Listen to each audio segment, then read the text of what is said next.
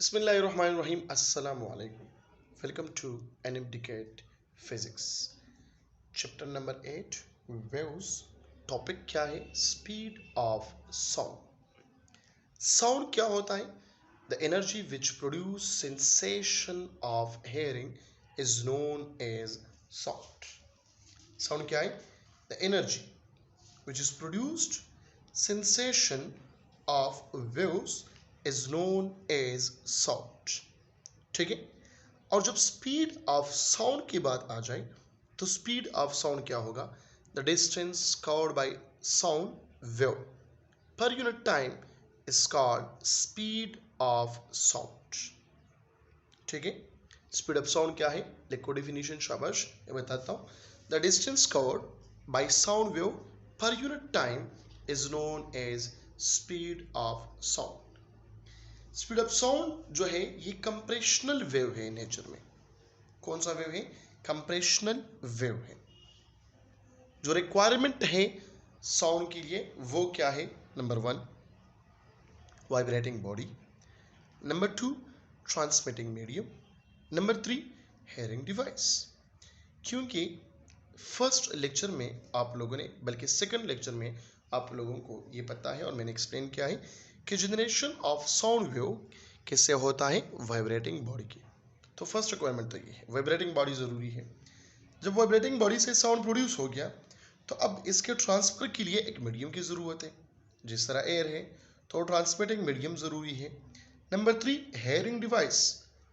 अगर साउंड भी प्रोड्यूस होता है, ठीक है, हवा जो है या एयर इसको ट्रांसफ़र भी कर रहा है, तो अब यहाँ पे हेयरिंग डिवाइस नहीं है, ठीक है, तो फिर भी स्पीड ऑफ साउंड हम मालूम नहीं कर सकते. ठीक है. मतलब आप चीख रहे हो लेकिन आपके सामने जो बंदा बैठा है वो नहीं सुन सकता, तो वो बिल्कुल नहीं कह सकता आपको कि आप चीख रहे हो या आपका आवाज़ तेज़ है एट्सेट्रा एट्सेट्रा.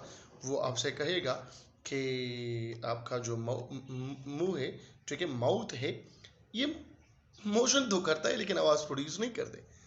असल में उसका जो कान है वो ख़राब है, बंद है, काम नहीं कर रहा.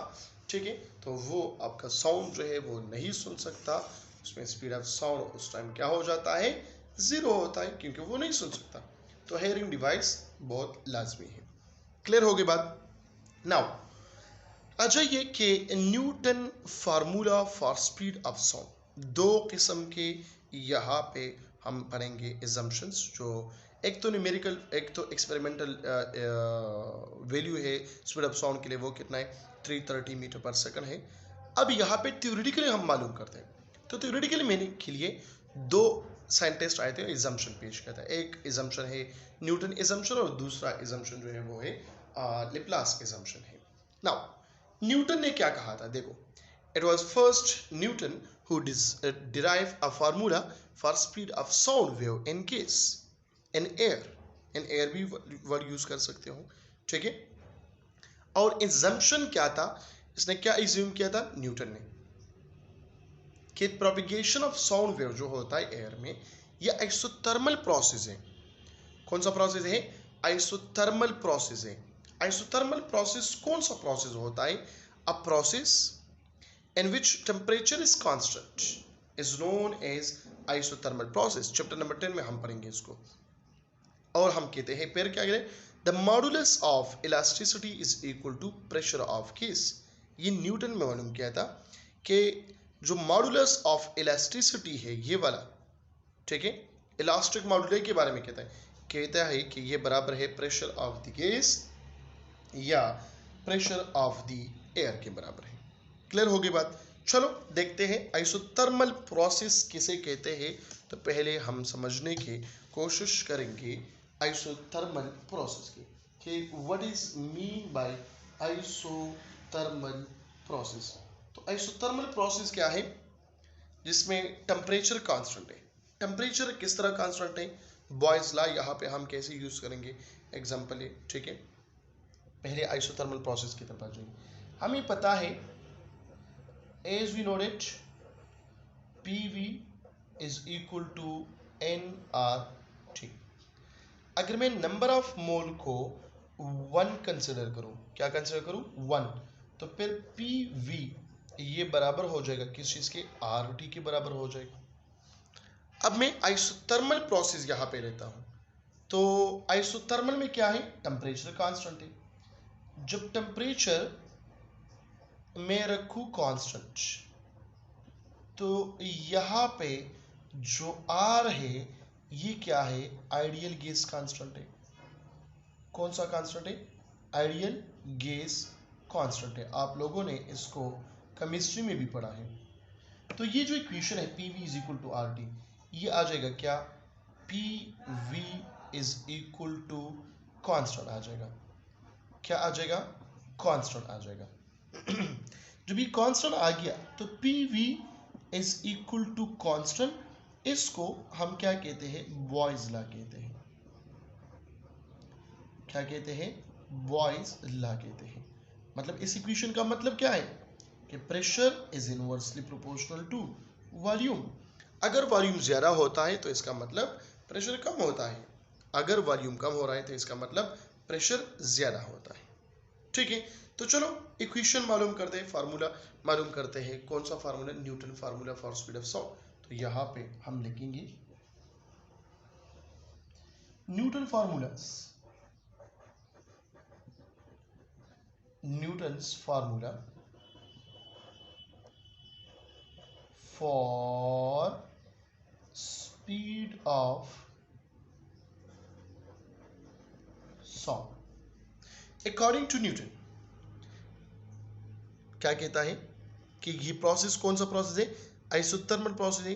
तो इसने बॉयज लॉ को यूज किया। ये कहता है कि प्रेशर में अगर हम थोड़ा सा चेंजेस लाएं, कितना, थोड़ा सा, बहुत कम, P प्लस डेल्टा P, मैंने प्रेशर को थोड़ा सा इंक्रीज कर दिया। जब मैं इसको इंक्रीज करूं तो वॉल्यूम क्या हो जाएगा, वो डिक्रीज हो जाएगा।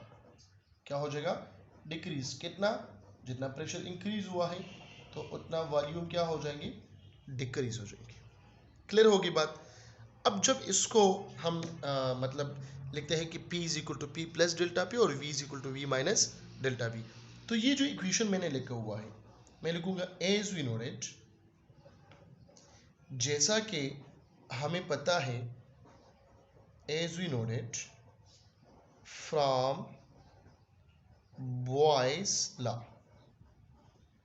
बॉयज लॉ से हमें ये पता है कि पी वी क्या है, ये कांस्टेंट है। जब पी वी कांस्टेंट है तो देखो यहां पे क्या लिखना है, P और V, फिर लिखना है P किस चीज के बराबर है, P प्लस डेल्टा P। मैंने प्रेशर को इंक्रीज कर दिया और वॉल्यूम कितना है, V minus delta V। P V is equal to P plus delta P into V minus delta V। Multiplication करो, सिंपल, ये P मल्टीप्लाई करो V के साथ तो आ जाएगा क्या, ये आ जाएगा पी वी आ जाएगा। फिर ये P मल्टीप्लाई करो किसके साथ, डेल्टा V के साथ, तो यहाँ पर माइनस साइन है इसके साथ, तो मैं माइनस लिखूंगा P और यहाँ पे आ जाएगा डेल्टा V। ठीक है, तो P का हिस्सा खत्म। अब डेल्टा P की बारी, तो डेल्टा P को मल्टीप्लाई करें किस चीज के साथ, V के साथ, तो यहाँ पर जाएगा प्लस V डेल्टा P। फिर क्या करें, ये P मल्टीप्लाई करें डेल्टा V के साथ, तो यहाँ पर क्या आ जाएगा, minus delta P into delta V। Clear हो गई बात। नाउ ये बराबर है किस चीज के, PV के, तो यहाँ पर PV इज एक माइनस, ये प्लस है ना कि नहीं, ये इस साइड पे को तो क्या बनेगा, minus PV is equal to minus P delta V plus V delta P और minus delta P into delta V। अब यहाँ पे ये डेल्टा P सॉरी PV और ये PV क्या हो जाएंगे, खत्म। और ये डेल्टा P ये मैं लेता हूं कि ये अप्रोक्सीमेटली इक्वल टू क्या है, 0 है। अब ये क्यों 0 है, क्योंकि जो चेंजेस यहाँ पे मैंने लाए हैं ये बहुत ज़्यादा कम है। क्या है, बहुत ज़्यादा कम है। फॉर एग्जाम्पल अगर ये 0.1 है तो ये भी 0.1 होगा, तो 0.1 मल्टीप्लाई बाई 0.1 ये बन जाता है 0.001। ये 1 0 की तरफ अप्रोच करे और भी कम होता है तो मैंने इसको नेग्लेक्ट किया, इसको मैंने कंसिडर किया कि ये क्या है, ये 0 के बराबर है। तो यहां पर क्या आ गया, 0 is equal to minus P delta V, और यहां पे प्लस वी डेल्टा पी आ गया। अब ये माइनस साइन यहां पे शिफ्ट करो, वी यहां पर आ जाएंगे, अपना जो प्लस वाले टर्म है वो अपनी जगह पर छोड़ें। तो देखिए आप लोग, जो हमारा लास्ट इक्वेशन था वो ये था,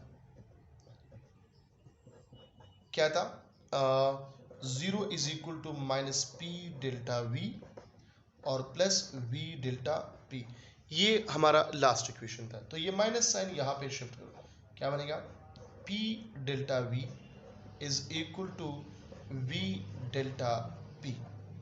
ठीक है, अब क्या करना है इसके बाद, इसके बाद ये करना है, अगर मैं ये वी यहाँ पर तो मल्टीप्लिकेशन में इस सेट पे आएगा तो क्या बनेगा, डिवीजन में आएगा। तो ये आ जाएगा क्या, P delta V divided by V is equal to delta P। इसको आप लोग नाम दे रहे इक्वेशन नंबर स्टेरिक। जो इक्वेशन स्टेरिक आपने नाम दे दिया, ठीक है, ये स्टेरिक नहीं, ऐसे नहीं क्या आप लोग इस पे फिर कंफ्यूज हो जाए। यहाँ पर ये डेल्टा P क्या शो कर रहा है, ये शो कर रहा है स्ट्रेस। क्या शो करे, stress, force per unit area. और ये delta V divided by V क्या शो कर रहा है, ये शो कर रहा है strain. Change in volume divided by original volume is known as strain. और ये आप लोगों ने कहाँ पर पढ़ा है, हुक्स लॉ में पढ़ा है। ये कौन सा स्ट्रेन है, तो हम लिखते हैं वॉल्यूमेट्रिक स्ट्रेन है। कौन सा स्ट्रेन है, वॉल्यूमेट्रिक स्ट्रेन है, या इसको आप लोग बल्क स्ट्रेन भी कह सकते हो। क्या कह सकते हो, बल्क स्ट्रेन भी कह सकते हो। तो ये जो इक्वेशन है ये आ जाएगा क्या, P और delta V divide by V की जगह मैं लिखता हूं स्ट्रेन, और डेल्टा P की जगह मैं लिखता हूं क्या, स्ट्रेस। अब ये स्ट्रेन यहाँ पे क्या है, मल्टीप्लिकेशन में है, मतलब P मल्टीप्लाई बाई स्ट्रेन। तो ये आ जाएगा P is equal to stress divided by strain. और स्ट्रेस डिवाइडेड बाय स्ट्रेन किस चीज के बराबर है, इलास्टिसिटी की बराबर है। स्ट्रेस डिवाइडेड बाय स्ट्रेन ये किस चीज के बराबर है, इलास्टिसिटी के बराबर है। किस चीज के बराबर है, इलास्टिसिटी के बराबर है। तो फिर ये आ जाएगा क्या, यहां पे इस इक्वेशन को हम लिखते हैं कि P इज इक्वल टू, ये जो मैंने लिखा हुआ है स्ट्रेस डिवाइडेड बाय स्ट्रेन, तो स्ट्रेस की जगह फिर आ जाएगा क्या, स्ट्रेस डिवाइडेड बाय स्ट्रेन की जगह आ जाएगा क्या, E आ जाएगा। P is equal to E, ये इक्वेशन आ गया जो हमने पढ़ा है कि न्यूटन क्या कहता है कि ये प्रोसेस कौन सा प्रोसेस है, आइसोथर्मल प्रोसेस है। और यहाँ पे मॉडुलस ऑफ इलास्टिसिटी ये बराबर है किस चीज़ के, प्रेशर के बराबर है। किस चीज़ के बराबर है, प्रेशर के बराबर है। और यहाँ पे हमने प्रूफ किया कि हाँ ये प्रेशर के बराबर है। नाउ हमें पता है कि स्पीड ऑफ साउंड क्या है, जो स्पीड ऑफ साउंड है ये बराबर है v is equal to E divided by rho. तो अब ये E किस चीज के बराबर हो गया है, P के बराबर है, ये रो ऑफ एयर है, ठीक है। तो यहाँ पे हम क्या करेंगे, यहाँ पे E की जगह हम P लगाएंगे। तो V is equal to P divided by rho of air into whole under root. अब ये P क्या है, ये पास्कल प्रेशर है। कौन सा है, पास्कल प्रिंसिपल में आपने पढ़ा है, पास्कल प्रेशर इसको हम कहते हैं। तो P बराबर है किस चीज़ के, रो m, मतलब ये कौन सा है, मरकरी का है। और ये आ गया GH, तो ये आ जाएगा V इज इक्वल टू, इसके जगह लिखो rho m GH divided by rho of air into whole under root. तो यहाँ पे जो वैल्यूज है वो तो गिवन है। कौन सा वैल्यू है, रो m कितना है, CGS में है सारे 13.6 ग्राम पर सेंटीमीटर क्यूब। जी का वैल्यू कितना है 980 सेंटीमीटर पर सेकंड स्क्वायर। एच का वैल्यू कितना है वो है 76 सेंटीमीटर। और रो ऑफ एयर कितना है वो है 0.001293 ग्राम पर सेंटीमीटर क्यूब है। ठीक है, अब यहाँ पर ये वैल्यूज हम इसमें पुट करके हमारे पास जो वैल्यू आता है वो वैल्यू क्या है, वो है 281 मीटर पर सेकंड। जो लास्ट इक्वेशन हमारा आ जाएंगी वैल्यूज के बाद वो आ जाएंगे 281 मीटर पर सेकंड। और जो एक्सपेरिमेंटल वैल्यू है वो तो कितना है 332 या 330 है। तो experimental value of speed of sound से तो ये कम आ गया, तो कितना एरर आ गया। देखो मैं लिखूंगा actual value of speed of sound वो कितना है 332 मीटर पर सेकंड। एरर आ गया, एरर हम मालूम करते हैं तो क्या करेंगे 332 माइनस 281, इससे तकरीबन आ जाएगा 51 मीटर पर सेकंड। इतना एरर आ गया है किस चीज में, थ्योरेटिकल वैल्यू में इतना एरर आ गया कंपेयर टू एक्सपेरिमेंटल वैल्यू। ये थ्योरेटिकल है और ये कौन सा वैल्यू है एक्सपेरिमेंटल वैल्यू है। ठीक है, या हम कहते